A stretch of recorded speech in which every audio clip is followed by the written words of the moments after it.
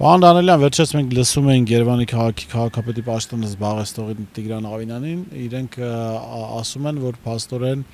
նախորդ տարի ապօրինի ընդունված որոշումը կարմիր գծերը թանկացնել 13 անգամ արդարացված չի եղել, ուղիղ չի ասում, բայց ասում է խցանումների խնդիրը, բեռնաթափան խնդիրը չի լուծվել։ Նախ այս մասով ինչ կասեք, եւ երկրորդը իրենք ասում են, որ բեռնաթափման համար հիմա կարծեք թե պիտի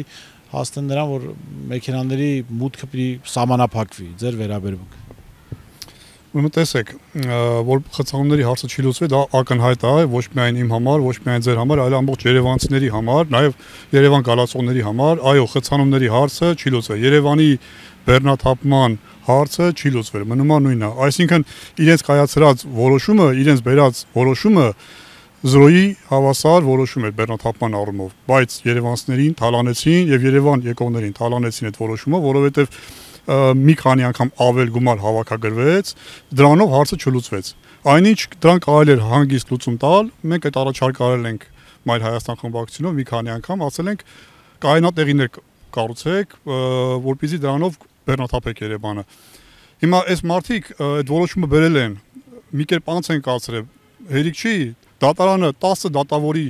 որոշմամբ երկու անգամ 24 թվականի համար 5 դատավոր եւ 25 թվականի համար 5 դատավոր որոշեցին, որ այս որոշումը հակասում է օրենքներին կամ չգիտեմ օրինական չի, այս մարդիկ շարունակեցին այս որոշումը պահել, շարունակում են այս որոշման համար պայքարել, բայց հիմա արդեն խոստովանում են, որ չի բեռնաթափվել Երևանը եւ այդ մասին չի խոսում միայն Տիգրան Ավինյանը։ Այդ մասին նաեւ ասել է երկրի ոչ բարով վարչապետ Նիկոլ Փաշինյանը մի 3-4 կառավարության նիստ առաջ։ Ուրեմն ինչ էր ասում։ Ասում է հանձնաժողով է ստեղծվելու, կամ էլ ինչ-որ խումբ է ստեղծվելու, ես հիմա բառացի չեմ հիշում ոնց է ասել, որը զբաղվելու է Երևան քաղաքի բեռնաթափումով, որը զբաղվելու է խցանումներով։ Պատկերացնում եք, Երևանի քաղաքապետին չի վստահում, Երևանի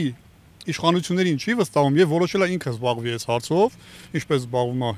եկեղեցու հարցով, որոշել է հիմա խառնվի Երևանի գործերի մեջ ու որոշել է ինքը արդեն Երևան քաղաքը բեռնաթափի։ Այսինքն նաեւ այստեղ ուրիշ հարց է գալի, որ ինքը նաեւ կարծես թե չի վստահում Երևանի այսօրվա ոչ բարով կառավարչին, չի վստահում քաղաքապետարանում նստած մարդկանց, ովքեր որ պետքա ի պաշտոնե Երևան քաղաքը բեռնաթափեին եւ որոշել է ինքը ինչ որ խանձնախումբ ստեղծի, ինչ որ մարդիկ ներգրավի այս process-ի մեջ, որպեսզի կարողանա քաղաքը բեռնաթափել։ Սրա մասին ոչինչ ավելի չարժե ասել, որովհետեւ ֆակտնալիցո փաստը ակնհայտ է, որ Երևան քաղաքը չի բեռնաթափվել, իրենց արած գործողությունները, նորից եմ ասում, բեռնաթափման մասով հավասար է զրոյի։ Հիմա այսօրին ընթանում է Էջմիածին քաղաքի վաղարշաբաթ խոշորացված համայնքի նախընտրական քարոզարշավը, որին մասնակցում եք նաև դուք, ձեր կուսակցությունը, Մայր Հայաստանը, նաև Թեկնածուն եք առաջադրված։ Ինչպես է գնահատում այս քարոզարշավի ընթացքը եւ արդյոք կիսում եք ԿՊԱ-ականների այն վստահությունը, որ իրենք հաղթելու շանսեր ունեն, այնտեղ միանձնյա։ Սկսեմ վերջից, իրենց հաղթելու շանսերը շատ ցածր է, ես կասեի մոտա զրոյին, ձգտում է զրոյին։ Ինչի համար եմ ասում, մենք շրջում ենք ուրեմն վաղարշաբաթ համայնքով, Էջմիածնով, գյուղերով շրջում ենք, մարդկանց հետ շփվում ենք, տեսնում ենք տրամադրությունները մարդկանց։ Ուրեմն մարդիկ, տեսեք, մոտենում են, շփվում են, առանց վախենալու, առանց կաշկանդվելու, առանց ինչ-որ բանից վախենալու մեզանից վերցնում են մեր բուկլետները եւ նաեւ առաջարկներ են անում, հանգի շփվում են, չեն վախենում, վախի մթնոլորտ չկա։ 1-2 դեպքը հանած։ Մարդկանց տրամադրվածությունը այսպեսին է, եթե ԿՊ ընտրելու ենք ձեզ։ Այսինքն մարդիկ տոտալ դեմ են քաղաքացիական պայմանագիր կոչված թրքասեր խմբակին եւ նրան հակից մի հատ ուրիշ խմբակ էլ կա, մի թրքասերը նրանք են, հանրապետությունա կոչվում ու դրանց են դեմ։ Այսինքն ասում են նրանք չլինեն, ընդդիմությանը ձեն ենք տալու։ Եվ կոնկրետ մեր հետ կապված, ուրեմն մեր ծրագրերին ծանոթանալով մենք ընդ բազում ծրագրեր ենք առաջարկել, բազմաշերտ է մեր ծրագիրը, սկսած ուրեմն փոքր երեխաներից միջև ծերեր, սկսած բակերից միջև կենտրոնական փողոցներ։ Մեր ծրագրերին ծանոթանալով նրանք այո, ասում են, որ ընտրելու ենք Մայր Հայաստանին, մեր ձայնը տալու ենք Մայր Հայաստանին։ Մենք ունենք ծրագիր ուրեմն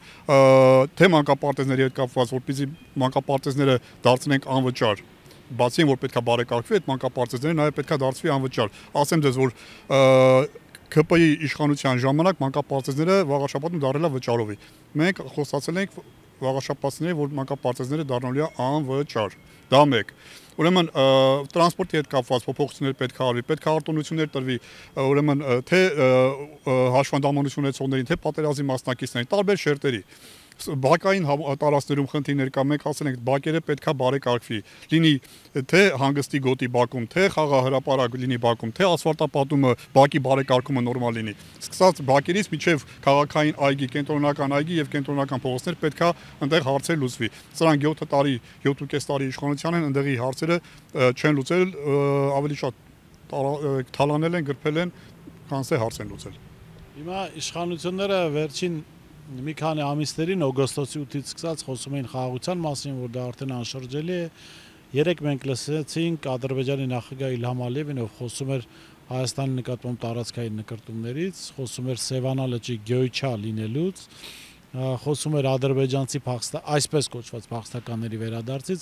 Ձեր գնահատմամբ ինչ եղավ Փաշինյանի խոստացած խաղաղության դարաշրջանը, որ արդեն եկել էր։ Տեսեք, նախ ուրիշ տեղից սկսեմ։ Մարդիկ ընդդիմությանը մեղադրում են, իբր ընդդիմությունը խաղաղություն չի ուզում, խաղաղությունը իրանք են մենակ ուզում, ընդդիմությունը ինչ-որ պատերազմ ուզում, կեղծ, հորինովի, սուտ, ուրեմն թեզեր են, ինչ եմ համարեմ ասում, խաղաղություն չի ուզի միայն հիմարը։ Բոլորն էլ խաղաղություն են ձգտում, բոլոր պետությունները կլինեն, թե պետության մեջ բոլոր քաղաքական ուժերը կլինեն։ Ընդդիմությունը նույնպես խաղաղություն ուզում, բայց ընդդիմությունը կզած, չոքած, խոնարհված խաղաղություն չի ուզում։ Այս խաղաղությունը իբր այս շակերտավոր խաղաղությունը, որ սա բերել է, սա կզած խաղաղություն է։ Այսինքն ինքը ինչ է արել։ Մի փաստաթուղթ ստորագրել, որը դա պայմանագիր չի, դա ինչ որ համաձայնագրի նախաստորագրում է, դա դրանով ինքը խաղաղություն նախ չի բերել, դրանով վաճառել են ժողովրդին այդ թուղթը, թե իբր տեսեք խաղաղություն ենք բերում, նախ դե խաղաղություն չկա, դրա մասին նաև ասում է Ալիևը իր խոսքերում, սկսած 20 թվականից մինչև հիմա, փաստորեն դեռ իր խոսույթը չի փոխել։ Ինքը հավակնություններ ունի հավակնություններ ուներ Արցախի համար, Արցախի տարածքի վրա, հիմա փոխվել է արդեն հավակնություններ դարել է Հայաստանի վրա։ Ու Հայաստանի տարբեր վարչական տարածքների համար առանձին ասում է։ Եվ Սյունիքի մասով ասել, հիմա արդեն Սևանի մասով ինչ որ անուն ասում, այսինքն այս մարդը իր նպատակներից, իր նկատումներից հետ չի կանգնել, նրա նպատակը Հայաստանը ամբողջությամբ գրավելն է, որին ձգտում է նա, որը ինչպես արել է Արցախում, այնպես էլ ցանկանում է անի Հայաստանում։ Այսինքն նրա պահանջները ի սկզբանե որ դրվել է, սրանք էլ խելոք կատարում են, ամեն կատարելուց նոր պահանջ է ի հայտ գալի, դա տանում է նրան, որ Հայաստանը ադրբեջանացվելու է։ Սկսենք նրանից, որ այդ Հեյդար Ալիևը ի սկզբանե պահանջ էր դնում սահմանադրությունը փոխելու, սահմանադրությունը հիմա փոխվում է, պահանջ էր դնում Հայաստանը ապառազմականացնելու, տեսնում եք ապառազմականացում է Հայաստանը, այսինքն բյուջեն է կրճատվում բանակի, ուրեմն բանակն է կրճատվում 1/4-ով, ի նկատի ունեմ ժամկետայինների մասով, պահանջադրված Ադրբեջանից Փաշազադեի, կոնկրետ Փաշազադեի կողմից հայոց եկեղեցին ոչնչացնելու, այսօր Նիկոլ Փաշինյանը ոչնչացնում է հայոց սուրբ եկեղեցին, որը թույլ չենք տալուս։ Եկեղեցու մասով եւ նաեւ մեր զրույցի ամփոփում 2 շաբաթ կեղծ պատարակ է կազմակերպվում, կեղծ հոգեվորականների մասնակցությամբ, բայց հանրության բացակայությամբ։ Ըստ էության 2 շաբաթն էլ հանրության այսպես նկատելի մասնակցություն չեղավ, հիմնականում ԿՊԱ-կաններ, պաշտոնյաներ, նրանց ընտանիքի անդամներ էին մասնակցում։ Ինչ դասեր պիտի քաղեր Փաշինյանը հանրության այս մերժումից եւ արդյոք քաղել է թե ոչ։ Իմ կարծիքով ինքը տեսել է, որ ինքը մերժված է, որովհետև 2 անգամ հայտարարի, որ ինքը գնալու է ու իր հետևից իր հետևորդները այդպես սակավաթիվ գնան այնտեղ որտեղ ինքն է գնացել, տենց բան չէր եղել երևի թե այն նպատակները, որ ինքը դրել է ու այդ նպատակների համար մարդկանց են տանում վարչական ռեսուրս օգտագործելով այդքանից հետո այնտեղ թիվը չի գերազանցում 1000 հոգին, այնտեղ խոսացել է ինչ որ 10000 հոգի, ես եմ ինչքան չի գերազանցում 1000 հոգի նույնիսկ, հիմա ամեն գնով փորձում է մաս, թեմ առ թեմ կամ եկեղեցի առ եկեղեցի այցելի, փչացնի, մասնատի, բաժանի։ Տեսնելով, որ իր նպատակներին ինքը չի հասնելու այսպես, հիմա որոշել է ներսից քանդի, հիմա ինչ որ հաջորդ անգամ խոստացել է գնալու է Թալին։ Այսինքն սրա նպատակը եկեղեցին քանդելն է, հայ առաքելական Սուրբ եկեղեցին ոչնչացնելն է։ Մի քիչ ավելի եթե հետ գնանք պատմական առումով, ուրեմն տեսեք 1700 տարվա եկեղեցու պատմության ընթացքում Հայաստանը պետականություն ունեցել է, հետո պետականություն չի ունեցել, այստեղ մենք ինտեգրված ապրել ենք այլ ազգերի, այլ պետությունների մեջ, սակայն հայոց եկեղեցին 1700 տարի ապրել է։ 1700 տարի չի ոչնչացել, հիմա սա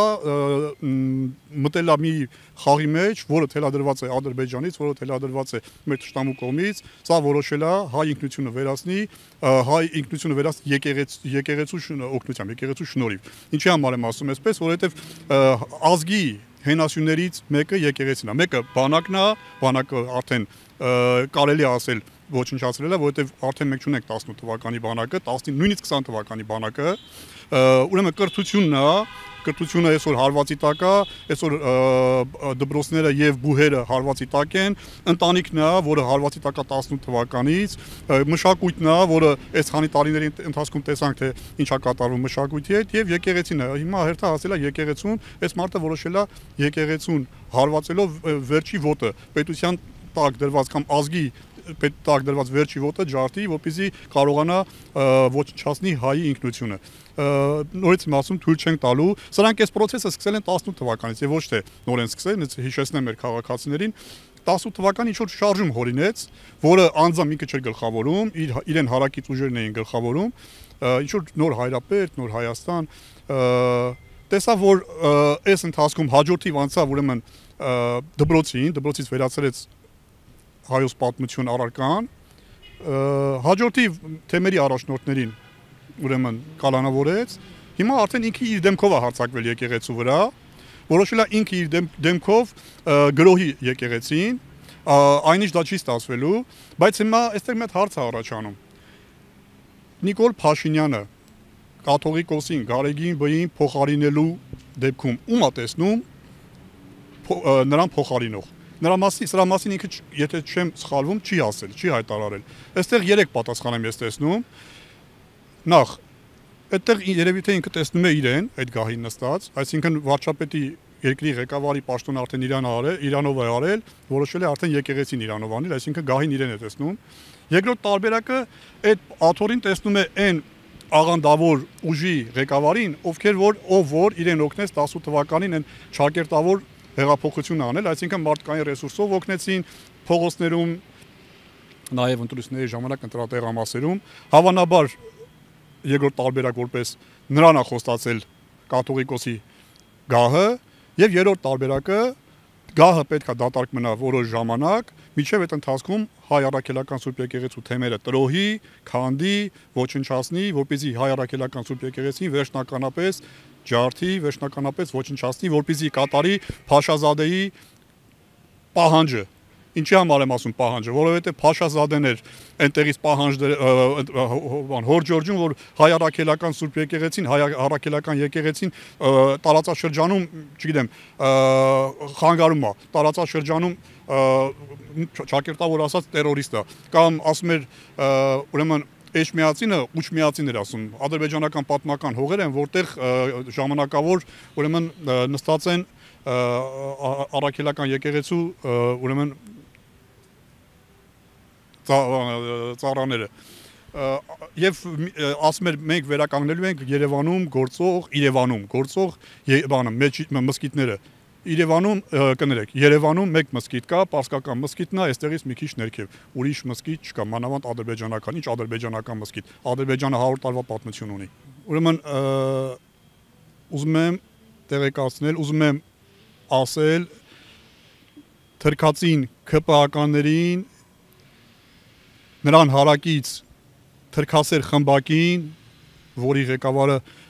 բերանը միջև ակաժները բացած ասում է գնալու ենք Թուրքիայում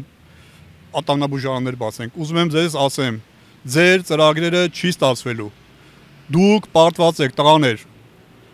Այն ինչ որ դուք ուզում եք անել հայ առաքելական Սուրբ եկեղեցու հանդեպ չի ստացվելու։ հայ առաքելական Սուրբ եկեղեցին 1700 տարի կա, հիմա էլ լինելու է, դուք չեք լինելու, դուք գնալու եք։ Հայ առաքելական եկեղեցու գլխով շատ ամպեր են անցել, հայ առաքելական եկեղեցին մնացել է կանգուն, մնացածը գնացել են, գնալու եք նաև դուք։ Հերու պահեք ձեր կեղտոտ ձեռքերը հայ առաքելական Սուրբ եկեղեցուց։